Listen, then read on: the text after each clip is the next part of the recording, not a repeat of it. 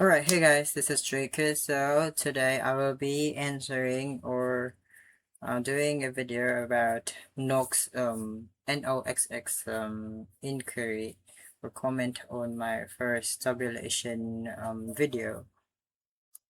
And Nox is asking for how to test the reliability of your research instrument.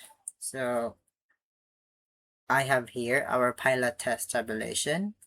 We have like 30 items there, 30 items, and we have 30 respondents. So yeah, there. So according to Bujang et al. 2024,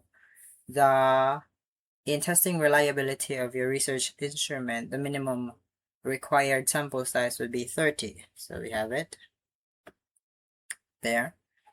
And well, disclaimer, usually, testing your research instrument reliability must be done as a statistician. So there would be no bias, but for educational purposes, I will be showing it to you guys using Excel. So we have here our pilot test data. Just go to the data here, then click on the data analysis.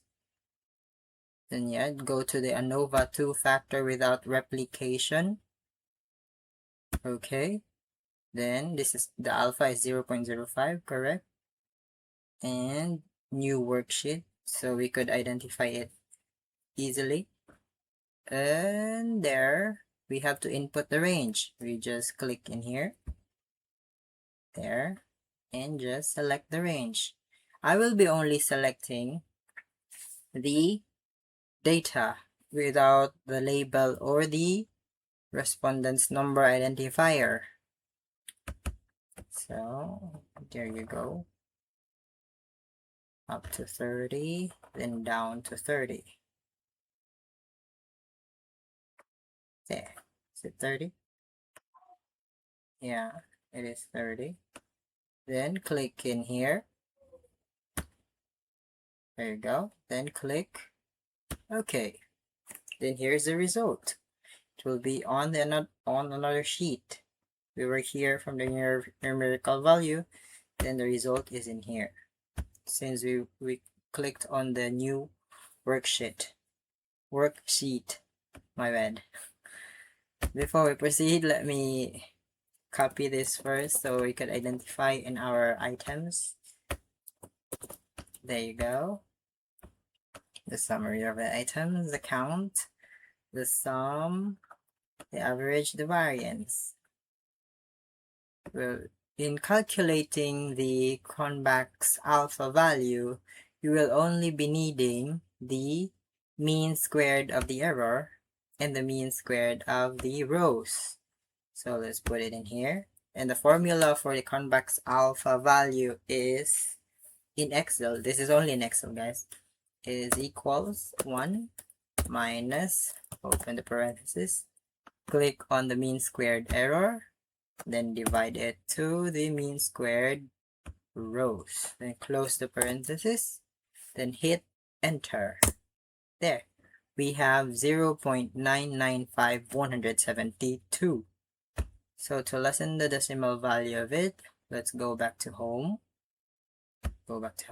And click this decrease decimal.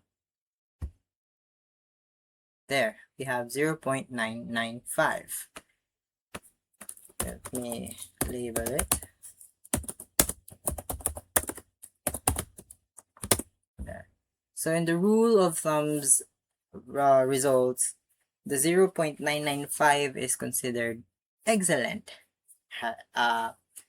A little disclaimer, there is this issue going around with these alpha values that usually if the value of the alpha is higher, it has usually a redundant items. And as well as we have to take note of this, that Cronbach alphas the value of the alpha, it depends on the number of items, or the larger the items, the larger the value of the alpha. The smaller the items, the smaller the value of the alpha, which is why there's this a little discrepancy with it. I mean, a little issue with that. But regardless of that, our search instrument is considered excellent. And in the rule of thumb, 0.9 greater than or equal to 0.9 is considered excellent. And here you go, guys. That is how you calculate the Cronbach's alpha value using Excel. Peace. I hope I have answered you. You have learned, or I have answered your question, Nox. Peace out.